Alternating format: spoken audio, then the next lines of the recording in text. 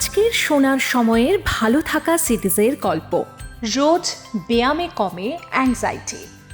লেখক সুমা বন্দ্যোপাধ্যায়, পাঠে লাবণ্য দত্ত। অঙ্কের হিসেবে সংখ্যাটা শুনলে আঁতকে উঠতে হবে। আমাদের দেশের প্রায় 4.5 কোটি মানুষ কারণে অকারণে নানান দুশ্চিন্তায় ভোগেন। রোজকার জীবনে অল্প বিস্তর দুশ্চিন্তা হওয়া খুব অস্বাভাবিক নয়, কিন্তু তা যখন মাত্রা ছাড়ায় তখন শরীরের মনের নানান সমস্যা শুরু হবার ঝুঁকি থাকে। অকারণ দুশ্চিন্তার ডাক্তারি নাম অ্যাংজাইটি ডিসঅর্ডার। তবে হ্যাঁ, অ্যাংজাইটি কাটানোর উপায় কিন্তু খুব কঠিন নয়। সাম্প্রতিক এক গবেষণায় প্রমাণিত হয়েছে যে নিয়মিত শরীরচর্চা করলে দুশ্চিন্তামুক্ত হওয়া যায় সহজেই।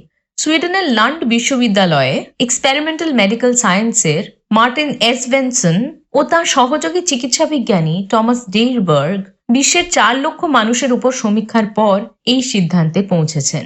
তাদের গবেষণাপত্র ফ্রন্টিয়ার্স ইন সাইকিয়াট্রি জার্নালে প্রকাশিত হয়েছে।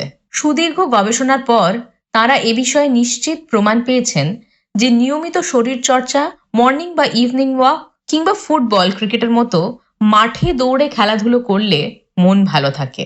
অকারণ উদ্বেগ, মন খারাপ ও নেগেটিভ চিন্তাভাবনা দূর করে। সাইকিয়াট্রিস্ট ডক্টর কেদার রঞ্জন বন্দ্যোপাধ্যায়ের মতে অ্যাংজাইটি থেকেই নানান মনের সমস্যার সূত্রপাত।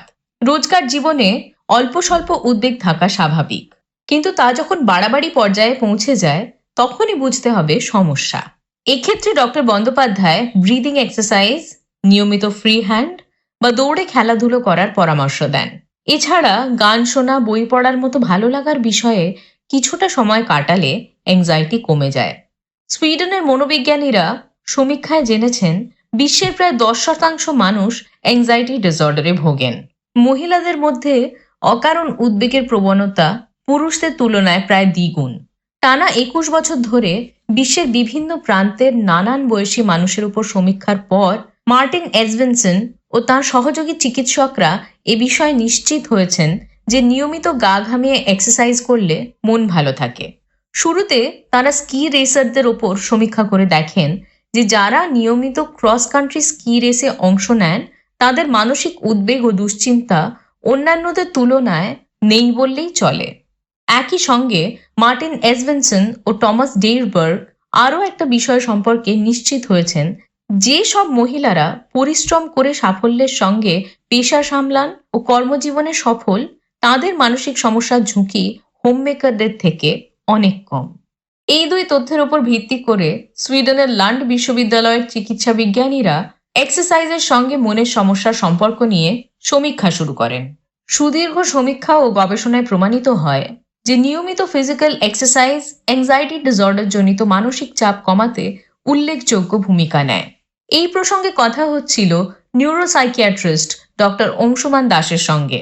উনি জানালেন যে নিয়মিত ঘাম ঝরিয়ে শারীরিক কসরত করলে শরীরের সঙ্গে সঙ্গে মনও ভালো থাকে, কেননা দৌড়ঝাঁপ বা কার্ডিওভাস্কুলার এক্সারসাইজ করলে হ্যাপি হরমোন এন্ডরফিনের নিঃসরণ বাড়ে। এই এন্ডরফিন আমাদের মন ভালো রাখতে উল্লেখযোগ্য ভূমিকা নেয়। এই এন্ডরফিন হরমোনের অন্যতম কাজ পজিটিভ ফিলিং অর্থাৎ ভালো লাগার বোধ বাড়ানো। শরীরে হ্যাপি হরমোন নিঃসরণ বাড়লে মনের যাবতীয় স্ট্রেস বা মানসিক চাপ, দুঃখবোধ, উত্তেজনা প্রশমিত হয়, তবে খাপছাড়া ভাবে নয়। মন ভালো রাখতে নিয়মিত যোগাসন ও অ্যারোবিক্স অভ্যাস করতে হবে। এই প্রসঙ্গে ডক্টর দাস জানালেন, বেশিরভাগ ক্ষেত্রে অ্যান্টি অ্যাংজাইটি ও ডিপ্রেশনের ওষুধ হিসেবে হ্যাপি হরমোনের ডেরিভেটিভ ব্যবহার করা হয়। এটি বিভিন্ন স্ট্রেস হরমোন যেমন কর্টিজোল, ক্যাটাকোলামাইন, সিআরএইচ ইত্যাদিকে প্রশমিত করে। অ্যাংজাইটি নিয়ন্ত্রণ না করলে মানসিক অশান্তির পাশাপাশি অস্থিরতা, বুক ধড়ফড়, হাত পা কাঁপা, শারীরিক সমস্যা, প্যালপিটেশন, মাথা ঝিমঝিম করা, এমনকি অজ্ঞান হয়ে যাবার মতো অসুবিধে হতে পারে। তাই নিয়ম করে মর্নিং ওয়াক ও এক্সারসাইজের অভ্যাস গড়ে তুলে মন ভালো রাখুন, সুস্থ থাকুন।